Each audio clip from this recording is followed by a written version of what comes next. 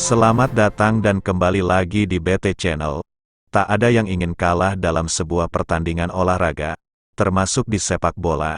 Namun, kalah atau menang adalah hal biasa dalam sepak bola. Hasil memang penting, tapi yang terpenting adalah proses dan perjuangan pantang menyerah dalam menghadapi setiap pertandingan di depan mata. Hal seperti ini diperlihatkan oleh tim nasional Timnas Sepak Bola Indonesia U23 di gelaran Piala AFF U23 2023 di Thailand. Timnas Indonesia memang hanya bisa menjadi runner-up Piala AFF U23 seusai kalah adu penalti 5-6 dari Vietnam pada partai final di Rayong Provincial Stadium, Sabtu, tanggal 26 Agustus tahun 2023.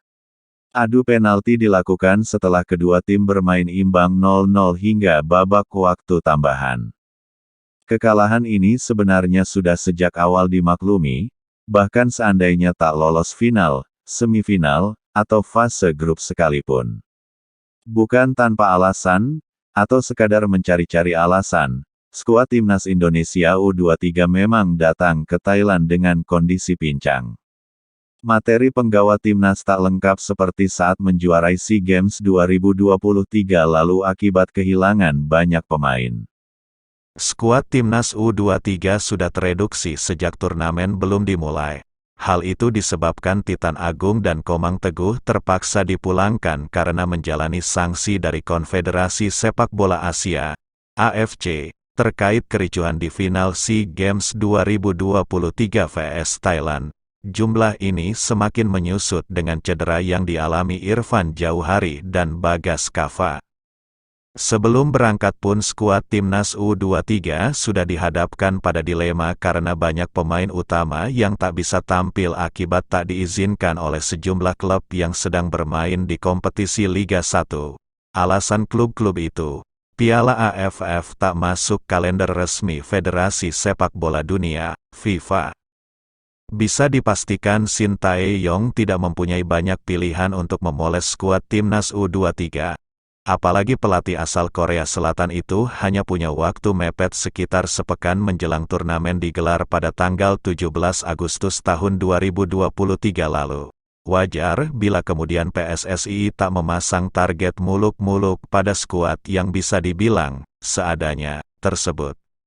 Skuad seadanya itu memang terlihat tampil kerepotan di fase grup, kalah dari Malaysia 1-2 dan hanya menang tipis 1-0 atas Timor Leste. Indonesia pun lolos ke semifinal sebagai runner-up berkat keberuntungan setelah deg-degan menunggu hasil pertandingan tim-tim lainnya. Tak dinyana, seperti mesin diesel, Timnas U23 memanas di laga semifinal dengan membungkam tuan rumah sekaligus favorit juara, Thailand, 3-1. Kemenangan yang terasa manis karena sudah 38 tahun Indonesia tak pernah menang atas Thailand di kandang lawan. Momen ini juga menjadi kemenangan perdana Shin Tae-yong atas Thailand, semenjak ia ditunjuk menjadi pelatih Timnas Indonesia pada akhir Desember tahun 2019. Sayangnya, ini lagi-lagi bukan sekadar alasan, Timnas U23 semakin pincang saat tampil di partai final kontra Vietnam. Shin hanya punya stok 16 pemain atau hanya ada 7 pemain cadangan di bench dan 2 di antaranya adalah penjaga gawang. Belum lagi sejumlah pemain yang selalu menjadi starter dalam kondisi kurang fit seusai menguras tenaga di laga semifinal kontra Thailand. Skuad yang kian seadanya ini justru tampil membanggakan, tampil heroik, dan pantang menyerah sepanjang laga. Bahkan skuad Garuda Muda bisa saja menang di waktu normal andai sejumlah peluang emas berbuah gol atau sepakan tendangan Ramadan Sananta tak membentur mistar gawang Vietnam. Timnas U23 memaksa Vietnam menjalani adu penalti setelah di waktu normal skor sama kuat 0-0. Meski akhirnya Dewi Fortuna belum berpihak. Timnas Indonesia U23 memang belum berhasil juara. Namun dengan menyaksikan sepak terjang sepanjang turnamen, bisa dikatakan anak-anak muda itu kalah dengan terhormat. Kalah dengan membanggakan. Semangat dan pengorbanan besar para pemain yang rela memenuhi panggilan negara hingga titik terakhir, tetap layak mendapat apresiasi tinggi. Para penggawa skuad yang awalnya kerap kali disebut seadanya, ini juga tetap layak untuk bersaing dengan sejumlah pemain inti yang tak bisa bergabung karena persoalan izin klub.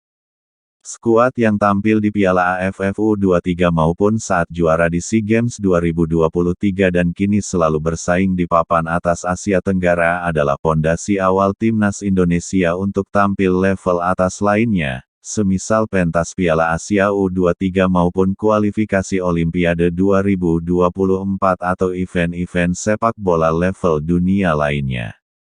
Mental untuk tidak mudah puas dan selalu meningkatkan level kompetitif bisa menjadi kunci bagi timnas untuk bersaing di level yang lebih tinggi lagi. Kemenangan akan datang setelah banyak perjuangan dan belajar dari kekalahan. Bagaimana menurut Sobat BT semua tentang hal ini? Silahkan berikan komentar dan sarannya. Terima kasih.